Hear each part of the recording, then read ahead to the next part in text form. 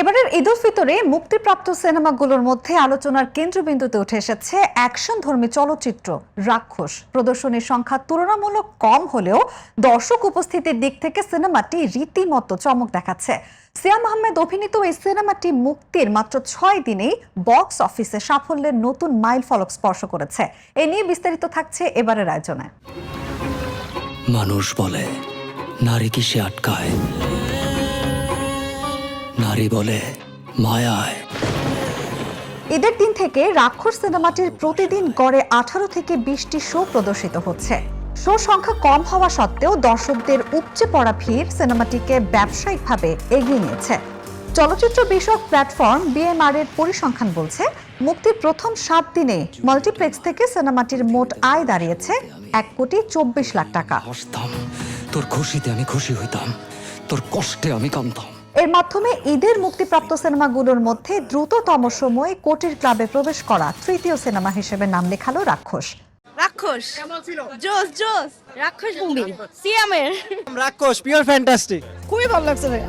Star cineplex ও lion cinemas মিলিয়ে মোট 18টি শোর মধ্যে 10টি ছিল পুরোপুরি হাউসফুল, আর বাকি দুটিতেও ছিল দর্শকদের উপচে পড়া ভিড়। রাক্ষস অসাধারণ, আমরা সবাই রাক্ষসের আরো পর্ব সামনে চাই। সিয়ামের অভিনয় ভালো লেগেছে, শায়নের যে অভিনয় করেছে তাকে খুব ভালো লেগেছে। রাক্ষস দেখার আমন্ত্রণ রইল সবাইকে। ভালো দেখেছি রাক্ষস। আর হৃদয় ভাই মেকিং অন্য লেভেল। এবার আসলে ঈদের মুভিগুলো প্রত্যেকটাই ভালো ছিল, তো আমরা মাত্র স্টার্ট করছি মুভি দেখা, তো আজকের মুভিটা অনেক ভালো ছিল, একদম পয়সা উসুল হওয়ার মতো অভিনয় দেখেছি, খুব ভালো লাগছে আলহামদুলিল্লাহ। দর্শকদের পক্ষ থেকে শো সংখ্যা বাড়ানোর দাবি জোরালো হলেও এখন পর্যন্ত তা অপরিবর্তিত রয়েছে। শোজ বাড়ায় দিলে একটু ভালো হইতো আর কি। দর্শক টিকিট পাচ্ছে না, এটা তো আসলে প্রডিউসার, সিনেমা হলের যারা আছে, স্টার সিনেপ্লেক্সের যারা আছে তারা বলতে পারবে ভালো, বাট টিকিট পাচ্ছেন, এটা খুব হতাশার একটা ব্যাপার। রোমান্টিক অ্যাকশন থ্রিলার ঘরানার এই সিনেমায় সিয়াম আহমেদের বিপরীতে অভিনয় করেছেন কলকাতার সুস্মিতা চ্যাটার্জি। এছাড়াও গুরুত্বপূর্ণ চরিত্রে রয়েছেন আলী রাজ, সোহেল মণ্ডল।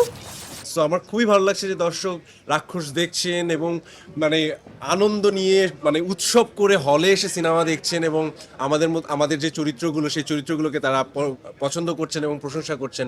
আমাদের সামনের কাজগুলো করার জন্য এটা একটা ইন্সপিরেশন, আরো ভালোভাবে কাজ করতে চাই, দর্শককে এন্টারটেইন করতে চাই। খুবই ভালো লাগছে, খুব ভালো একটা সময় পার করছি। This is the first time আমি একটা ফিল্ম করলাম, সো এক্সপিরিয়েন্সটা খুবই অন্যরকম ছিল। সবকিছু মিলে আমরা অনেক এনজয় করেছি, অন স্ক্রিন অফ স্ক্রিন সবভাবেই ওটা ফুটে উঠছে। ভাইয়ার সাথে প্রথম কাজ, ভাইয়া যেভাবে ব্রিফ করেছে, যেভাবে যা হয়েছে সবই ওটা আমরা অন স্ক্রিন দেখতে পাচ্ছি, সো ভালো হয়েছে, এক্সপিরিয়েন্স পাস করছি।